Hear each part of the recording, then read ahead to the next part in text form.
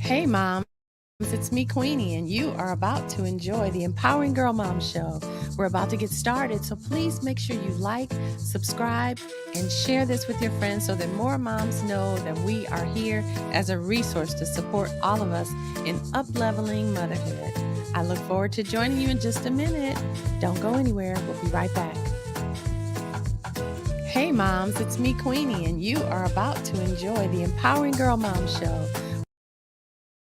Hello, and welcome to the Empowering Girl Mom Show. I'm your host, Queenie Brown, certified master life and business coach, women's empowerment author, and a mentor to moms. And I'm so excited to invite you to join us today. Today, we are interested in helping you transform your motherhood experience, your womanhood experience, so that your relationship with your children is impacted, your relationship with yourself, most importantly, is impacted, and even your relationships outwardly, including your mother, your other children, your spouse, anyone in your life is going to be impacted by the shifts that you make and the heart healing that you decide to take steps towards. And so today we honor you for joining us, and we're excited to bring you some more juicy, yummy information from another powerful expert. So, today we're going to be talking about behavior and how we guide our behavior and our children, how we guide our children's behavior as well.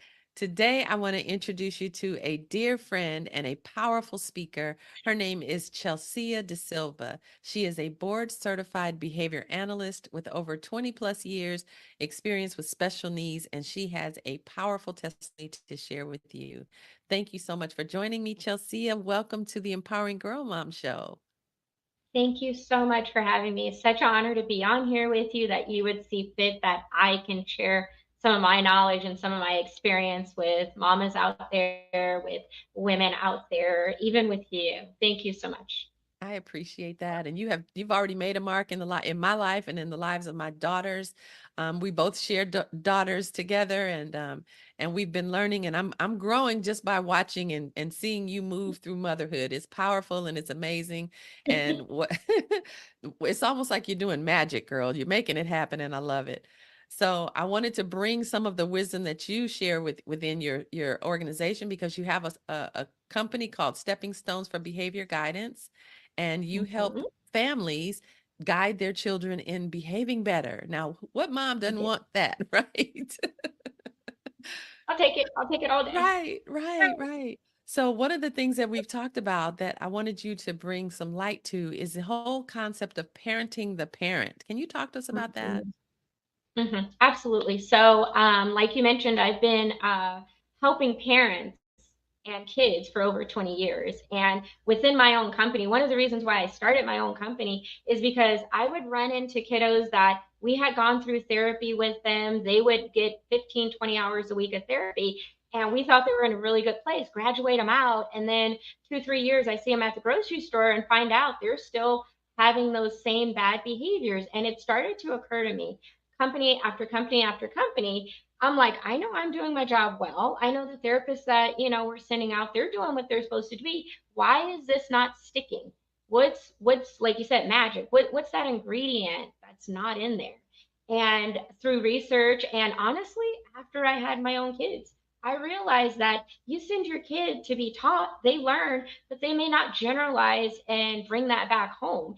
And with our therapy sessions, kiddos are getting therapy maybe 2, 4 hours a day, but we got another 20, 22 hours a day that they're not.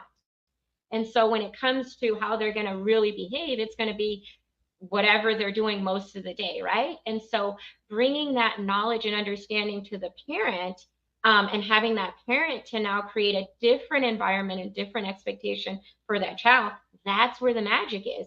And so I have worked and I am trained, I am educated in working with special needs kids. But like I said, I have 10, almost 11-year old, going on 18, Right. and an 8-year old that's also, two girls. And working through life with them and their behaviors, I realized there's so much of me that needs to change to impact what I want to see with them. And so, parenting the parent, that's my jam. I love, working with the kid, but also training the parent. It's not just your kid's fault. They're like this. You made them and you're molding them every day. A kiddo that's having some bad behavior, some naughty behavior we don't want to see, it's not just their responsibility to change. It is a lot of our responsibility to change their environment. One, so that they understand this behavior does not work for me. And two, so that they are start to learn and understand what is going to work for me.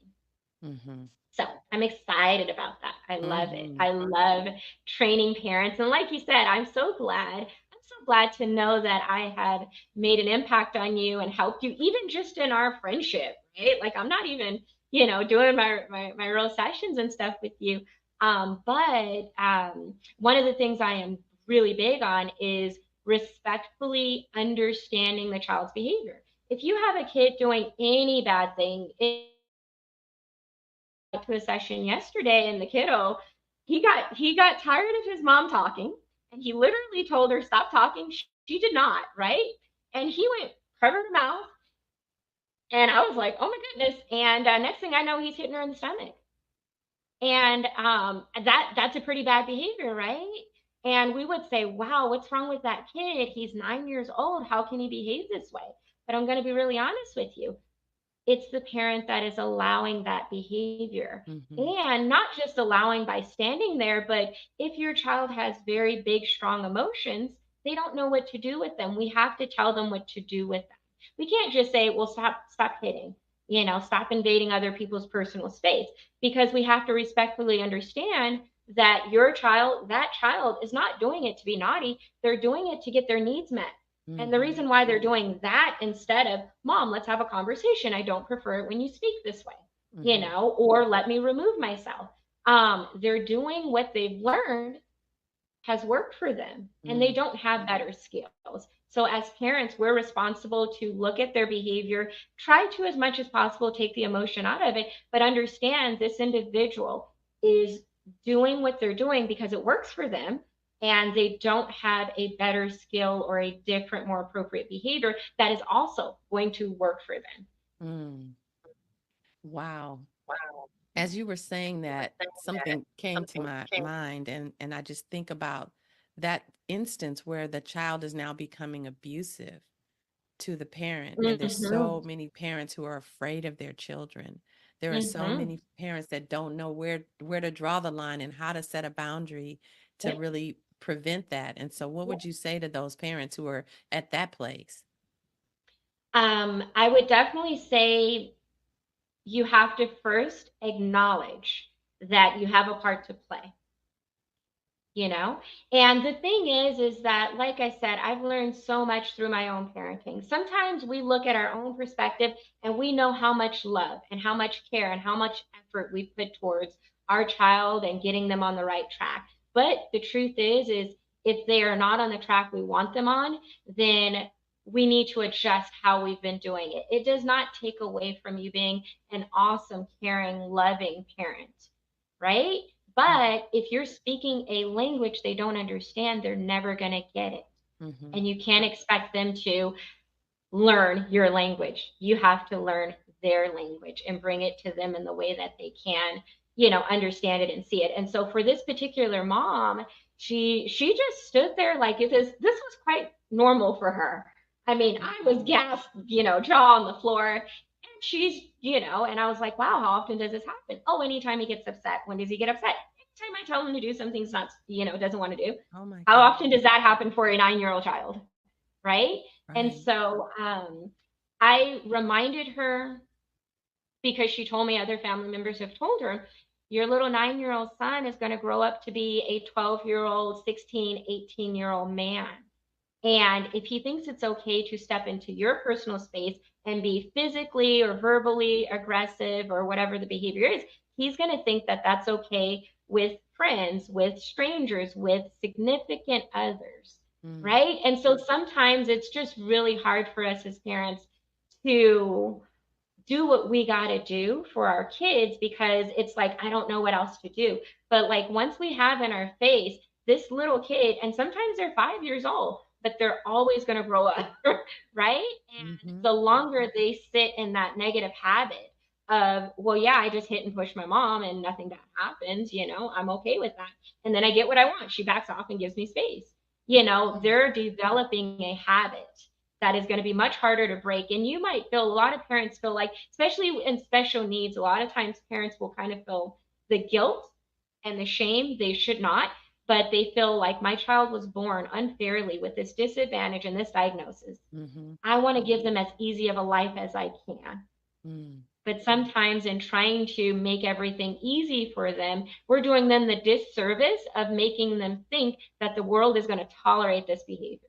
Now, Mm. the good news is that most kiddos that, like, if anybody's connecting with this, it's because your child learns differently from mainstream, right? And Mm. that means you have a unique, probably strong-willed, beautiful child, that God has a special purpose for. But that also means that you cannot parent the same way that everybody else parents.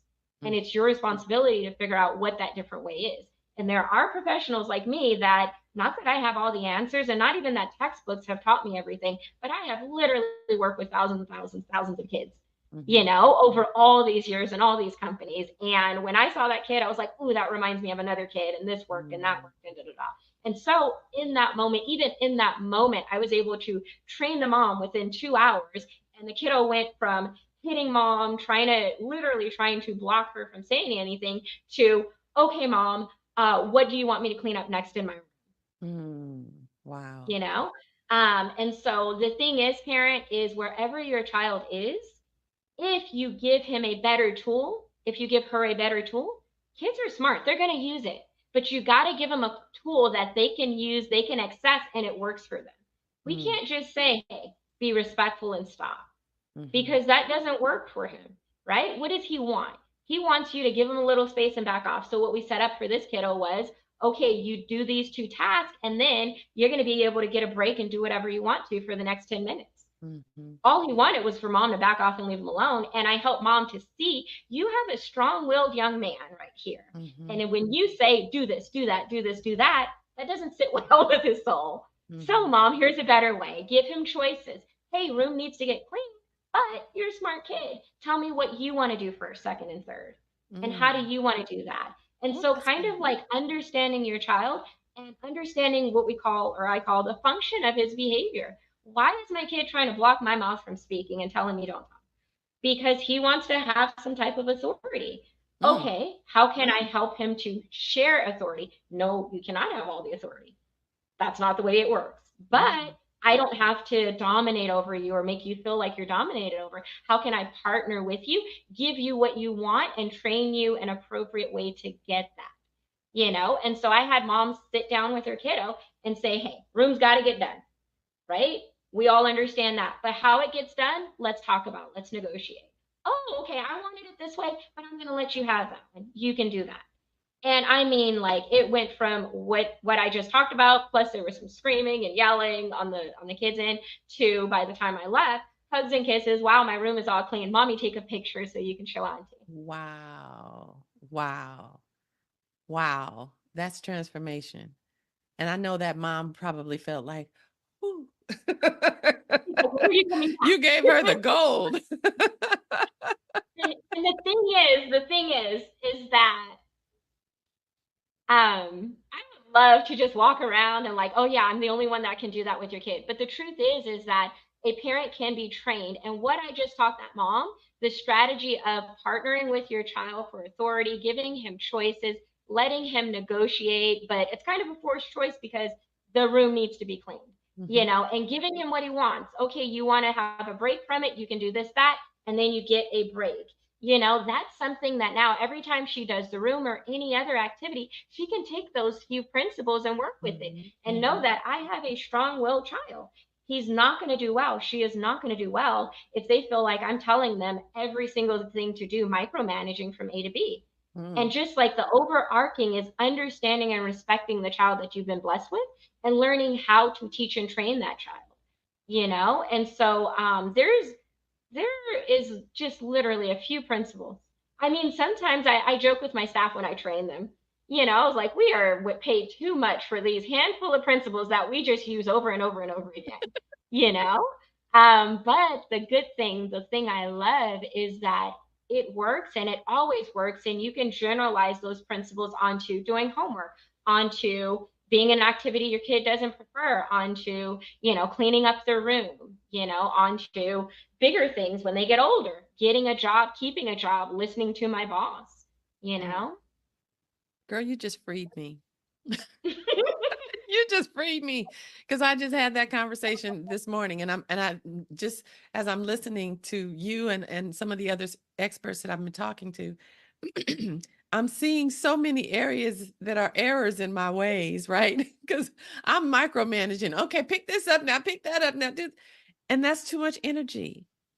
It is. That's too much energy. None of us should be in that position. I'll be the first one to say we need a support group. Right? I'm signing.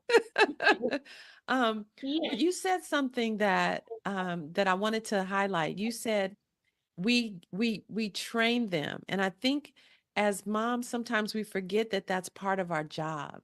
That's Hmm. training them to be able to live in life, teaching them the right way to do all the stuff so that they know the way and that they can do the way without you.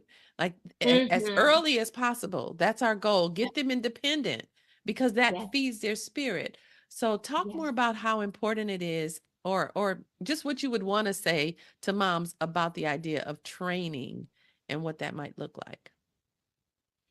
So, one, you want to model, right? And I just draw on so many actual experiences I've had. And so this poor mom, she's going to watch this and be like, oh my gosh, that's me. But one of the things that I told that mom is I asked her, this was my first time ever meeting her. And I said, hey, so do you sometimes get frustrated and yell?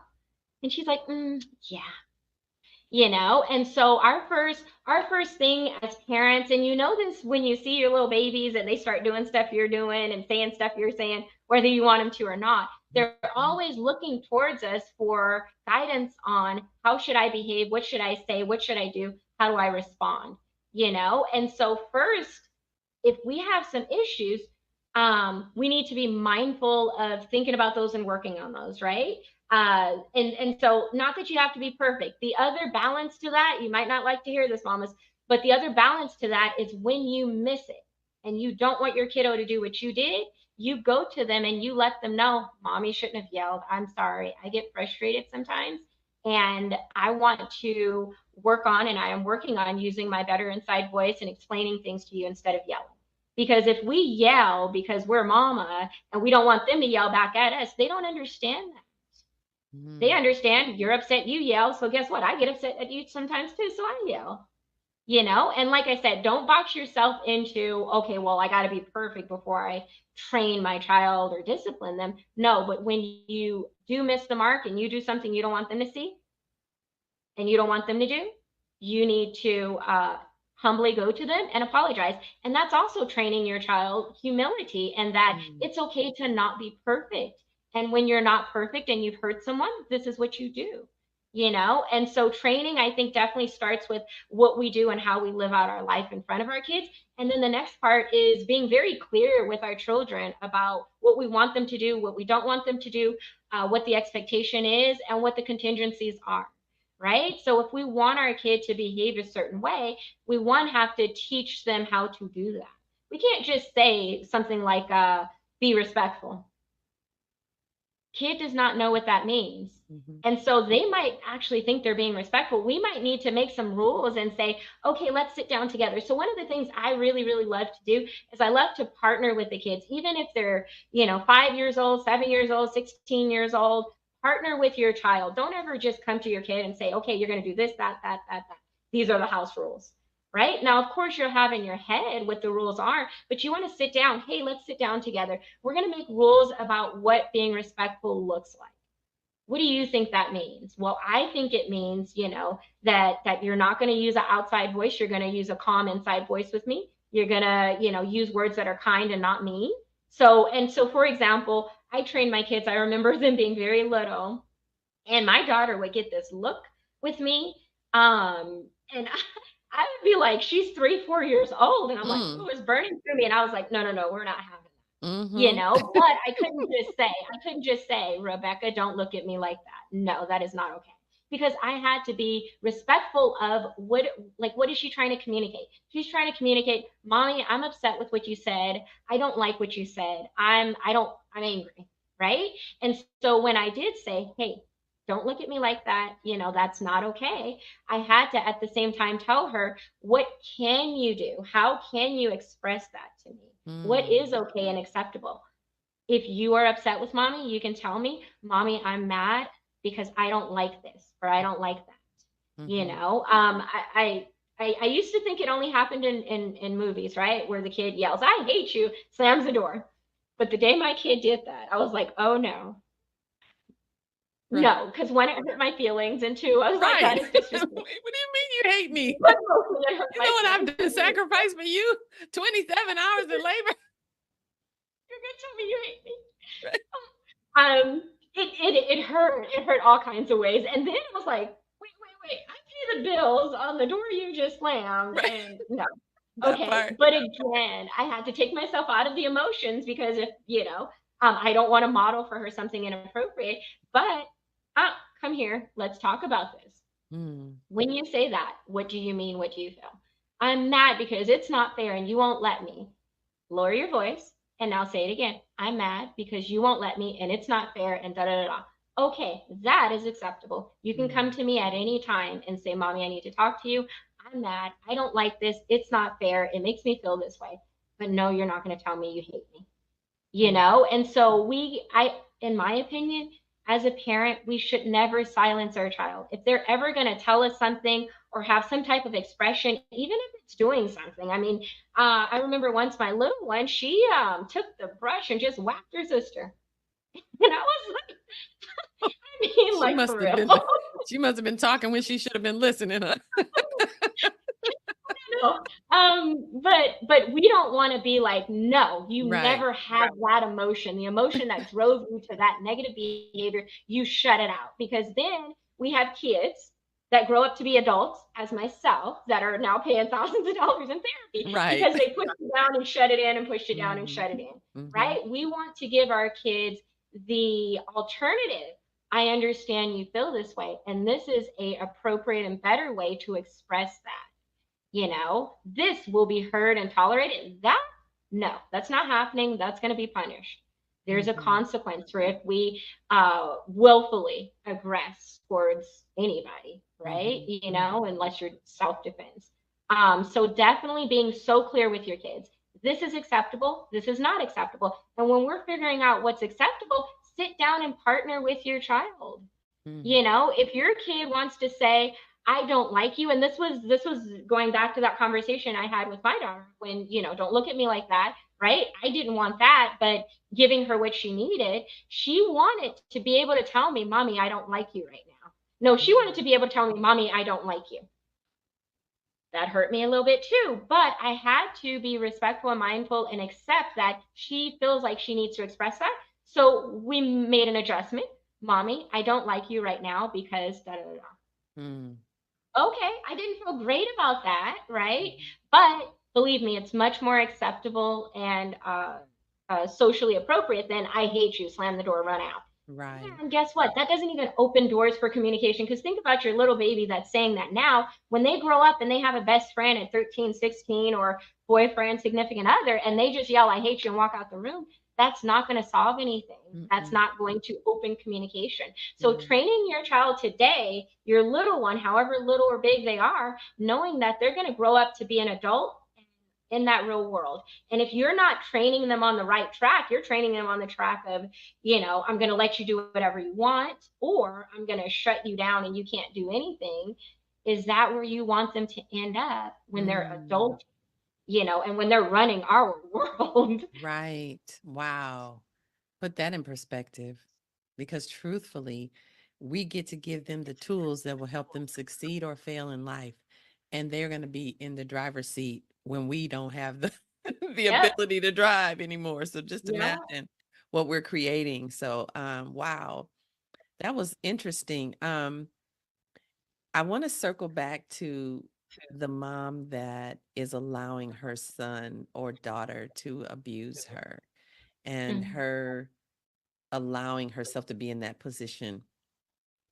I've been there, and I've Mm, seen moms who will, instead of bringing down a heavy hand, or instead of yelling, or instead of doing whatever needs to be done to set a boundary in that space, through her own unworthiness, through her own inadequacy, through her own mommy guilt and shame, or whatever the stuff is mhm, that's underneath, that prevents her from having authority in her own station in that moment. Um, it speaks to the fact that mhm, there's a level of healing that moms get to take authority over, and to walk in, take responsibility for, honestly, mhm, because it's your mhm, woundedness that's not allowing you to parent your child effectively. mhm, So mhm. talk to me about what you've noticed where that's concerned. So, I have this ABC method to behavior change, right? And so it includes the four functions of behavior, meaning that an individual is only going to have some type of behavior, any behavior, good or bad, for four different reasons, right? That works with our kids. That is the magic of what I do. That is how, after an hour and a half, 2 hours, I get a kid from having aggression, yelling and screaming, to cleaning his room. Okay, mom, what's next, right? Guess what? That same method works on us individually. So Mm, that mother, I'm going to say this first, that mother needs to identify, when is my kid off the rails or not? Because just like that mom I was talking about yesterday, she told me, she's like, it didn't even register on me that he was in my space and doing this and doing that, because it's so normal to me. mm, Right. And the advice I gave that mom, and I will give any mom, is at any stage, that you have a child, think about, okay, my kiddo's having an emotion. If they displayed this emotion with a teacher, with a stranger, with my pastor, would I feel okay with that? However they're behaving towards you. Let's just say it's at Sunday school, minister walks in and your child now starts behaving with the minister the way he did. I see your eyes, right? You're like, girl. oh, wait, hold on. Why? Because the minister deserves respect. The teacher deserves respect. The stranger that my kid meets at the park deserves respect. Guess what? You deserve respect. And you are the first authority figure that your child is interacting with. And if you allow him to, if you allow her to not show you that respect or behave in a certain way in your presence, they're going to think it's okay across the board, Mm, and so I love that you kind of said taking responsibility, right? The parent needs to take responsibility, that you've been just like you would, your kiddo gets too close to the fire. What are you going to do? mhm, You're going to rescue them, stop them, block them, train them, because you know how dangerous that is. We need to understand these small behaviors become habits for our kid, and it is literally unkind for us to allow that habit to take root and grow, because somebody in the world is going to put their foot down, and it's going to be really hard for your child to understand that, but the person who loved me most, this is how I behave with them. mm, So taking that inward look, first identifying, when is my child off the rails? Like, because like the bond we have with our kids is so beautiful. mhm. Like, we feel them, we know them, they feel us, they know all our buttons to push, right? We Right. know just by a look, they're not feeling well, they're going to be sick in 2 days, they're having a Right. great, like, we know that, right? So sometimes we're so attuned with our kiddo, we don't realize what's normal and not normal, what's okay and not okay, right? And please don't look on social media, because you're Right. going to feel like you're doing everything wrong, you Right. know? Right. But like I said, have your own standard of, if my child was doing this with a stranger, would that be okay? And if the answer is no, now you understand, okay, this needs to change. Now, when you think about, like you said, putting your foot down or whatever that discipline is, if you now start to feel very uncomfortable, very anxious, very punished by the thought of even doing what you know you need to do, you need to think about, what is the function of my behavior? Why? Why do I not want to take my child's privileges away when they just had this, bad behavior they know better than? What does that do to me? Do I feel like I'm, going to lose their affection and their attention? Is that a deficit within me that maybe I'm inaccurately putting on my kid and now trying to make their world the happiest so that they fulfill me in that way? Is it? So sometimes, and I'm going to be honest, I've been guilty of this. I'll just kind of know my kids are doing something, turn the other way, because, man, I'm dealing with them. I'm trying to escape. I'm Mm-hmm. working all day. I'm tired. If I don't see that they didn't clean the room, I don't have to Mm-hmm. be on top of them and I get to have a Mm-hmm. little bit of a break, and then Mm-hmm. thinking about, am I managing the rest of my life in a way that gives me the time and energy I need to spend with my kids? Or am I Mm-hmm. kind of stealing that away from them a little bit, right? Because I am responsible to train them the way they're supposed to be trained, And so looking to yourself to have an understanding, just like I said, a respectful understanding about your child and why they're engaging in that behavior. But also when we notice in ourselves that we're doing something that we shouldn't be doing, we don't want to do, we're not proud of, Mm-hmm. thinking about, okay, I am going to be respectful and mindful to myself, kind to myself, and understand there's a reason behind this. I'm not Mm-hmm. just being a bad mom. I'm not just being lazy or negligent or whatever. The fact that you're even here watching this and, Mm-hmm. looking for resources to strengthen and empower and build yourself as a mother, right? Means that you really want to try, but like you said, sometimes we have some broken things in us that it's just easier to push under the carpet. Mm-hmm. And who suffers for that? Right. We suffer, but we're used to our suffering, but our kids suffer. Yeah. As you were saying that, I was thinking about the mom that's numb, Mm, the escape. mom that's numb, and that woman that was experiencing that was probably numb. It's happening so Mm-hmm. much, and it's probably not just that child, it's probably coming from other places too, and she's used to being in that space and Mm, she's turned it all off. yep. And that's the mom that we want to reach into and just remind her of what's on the inside of her. Remind you, Yeah. mom, that God put something powerful in you and he made you a mom for a reason. And you get to shake that off. You get to heal it. You get to restore and be rebuilt and be Mm-hmm. renewed so that you can stand in your motherhood and be who your child needs you to be. Abuse will do that. Mm-hmm. Dealing with physical, financial, emotional, relational, narcissistic abuse will do that to you. It numbs your entire being. And so we've got there's a lot of people who are dealing with that. I'm one of them. And it makes it where it's very difficult for you to even feel the stuff you're supposed to feel when someone crosses your boundary. Mm. So Yeah. heart healing is important. And I'm sure that that's something that you've dealt with as well. Um, Mm-hmm. so, but I don't want to go into Yeah. that. What the last thing I want to talk to you about is special needs. What do special needs moms need to know about guiding their special needs children's behavior? So it's pretty much the same, just a little tougher. Okay. One thing I would definitely say for special needs is you need a community. You need other mothers that can relate to you. Hmm. You need people that are going to understand the struggles of like you being a mom of a 6-year-old, a 7-year-old, and they pooped in the potty and you're over the moon, and not have only friends that are like, oh, my kid's been potty trained since 2, right? So Hmm. you definitely need community. And you need that behaviorally, right? That type of behavior support, because a lot of times our special needs kiddos, they're developing at a different rate, especially their communication and their social skills. And I'm going to go back to the community. So, like, I remember when my daughter told me for the first time she loved me and hugged me, and she was probably about 2. And even though I'm almost going to cry, even though at that time I had been working with special needs kids for, I don't know, at least 10, 15 years, it was in that moment. I remember the tiny little place we lived in, and it was on the couch, and she came up and she put both her arms around my neck and said, Mommy, I love you. Hmm. And I started crying, not because of that, but because I, at that moment, realized that so many special needs parents don't ever hear that from their kid. Hmm. And that doesn't mean that they don't feel it. And that doesn't mean that they don't love you. It just means that you're not able to get that same social connection from your child that the typical parent does.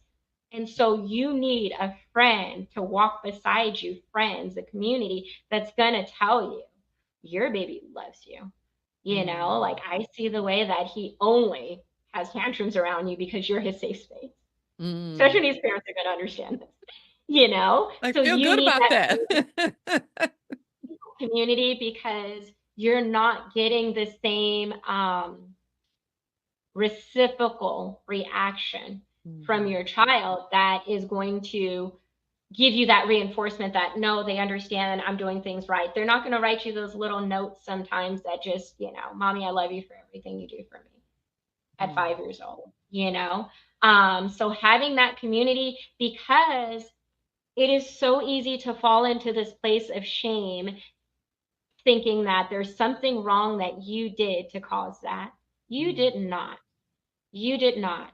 And I tell special needs parents not to diminish parents of neurotypical kids, but I tell special needs mamas, you are doing the absolute most. Like, I could never do and understand everything you have to go through because you have your child that sometimes isn't really reinforcing you socially, Mhm. and then you have schools that you have to deal with. You have idiots at Target and Walmart that are looking Mhm. at you as a bad parent just because your kid is having behavior, and you still have to walk through, be strong, and show up for your child. Mm. Have that community. I create that. That's another reason why I started my own company, is so I can create that community for parents and not just work on the kid.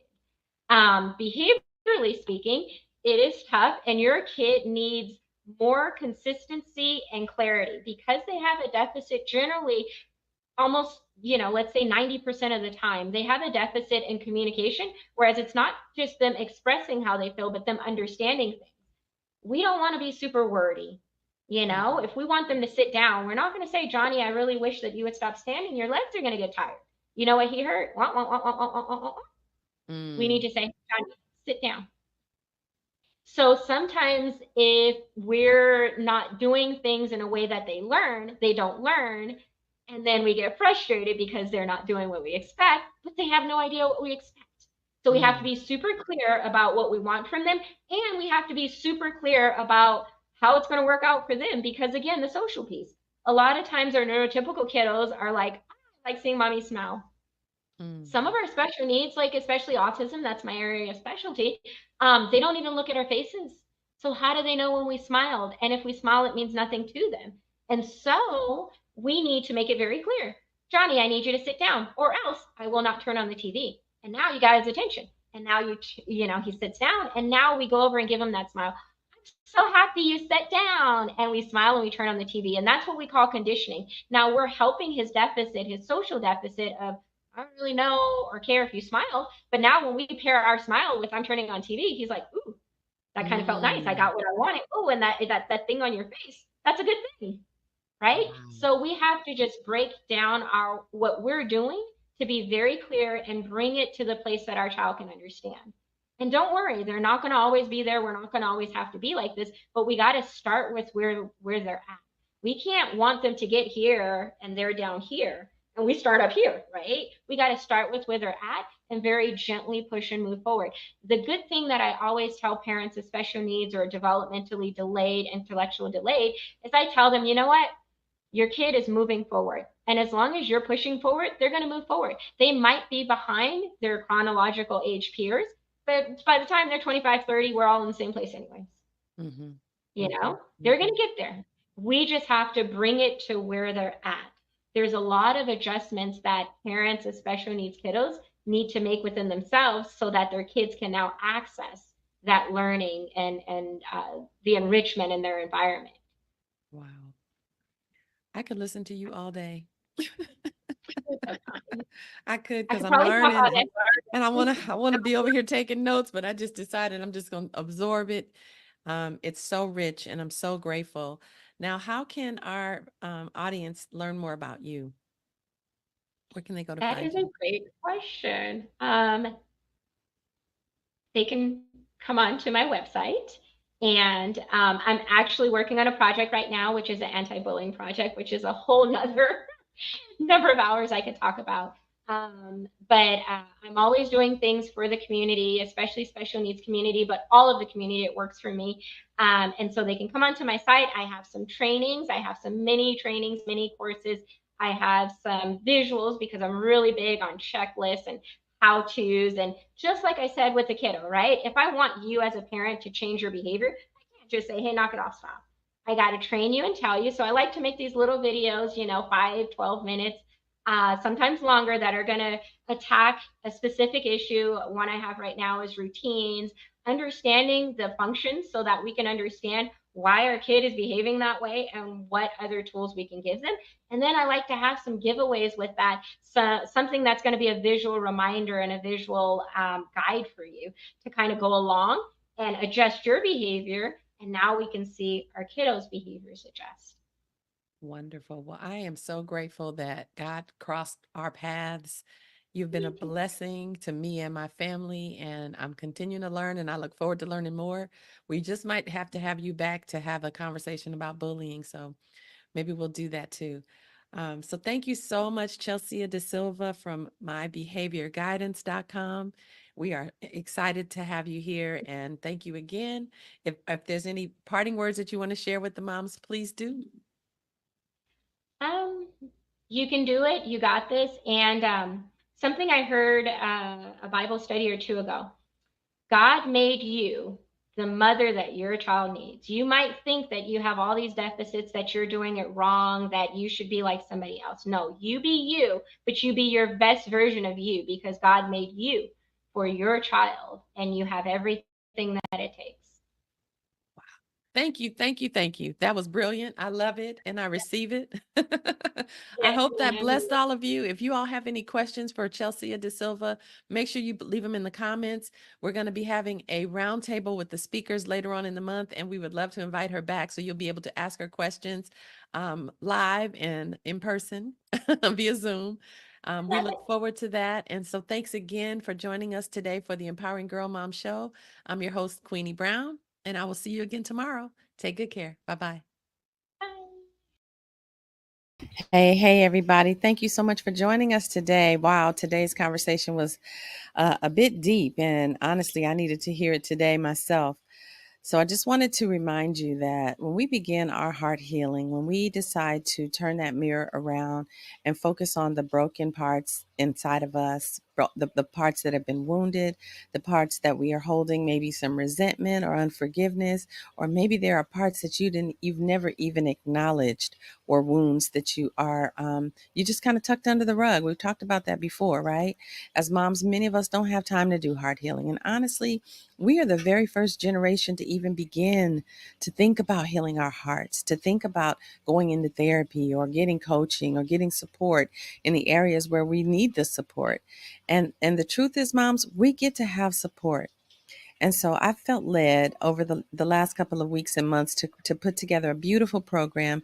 It's called the Mother Love Immersion. It is a 6-week heart healing online retreat for moms. And it's designed to take us under that rug and just to begin that heart healing process in a safe, loving container where we can together journey through the pain, but not with the intention to stay there. The intent is for us to go there so we can heal from it. I have learned in my own journey that sometimes you got to feel it in order to heal it. And so if you have not allowed yourself to feel the pain of whatever it is that you went through, and you've not allowed yourself to really just go there, it's time, because if you don't, it'll continue to bleed into your relationship with your children. It'll bleed into your relationship with money, with your love relationship. It bleeds into every part of your life. And so we have to decide to begin our heart healing journey. And this mother love immersion is a light introduction. It's not going to be a deep dive, because a lot of us have wounds that have just been there for so long. And the intent, again, is for us to learn how to process through it. And so I want to invite you, if you are ready to begin your heart healing journey, to put "I'm ready" in the comments. And I would love to have a conversation with you to talk to you about the Mother Love Immersion and what it can do for you and how it can transform you. And let this summer be the last summer that you carry the baggage. Let this be the last summer that you go without learning how to walk through your own heart healing process. And let this be the summer that you learn the skills to be able to support your daughter or daughters in healing their own hearts, because they're watching us, moms. They're seeing how we deal with life. They're watching us tuck things under the rug when we've been violated or mistreated or spoken to in a way that was inappropriate, or even on the job. We tend to take things in as women, and we don't know how to push them back out. So let me help you walk through that journey, and we can do it together. Again, I'm ready in the comments, and I will be happy to share with you more about the Mother Love Immersion, which again is a 6 week heart healing online retreat for moms. And it's, of course, not just open to moms, but if you're a woman and you're not a mom yet, you definitely are still welcome. But specifically, I want to target moms because what we're doing inside of motherhood is a reflection of the pain that we're carrying inside of our own hearts. So we get to heal that. We get to walk through that process, learn a new skill set, and be able to model and share that with our daughters. All right. So if you're ready to begin your own heart healing journey, put "I'm ready" in the comments, and I'll be sure to let you know more about the Mother Love Immersion. Okay.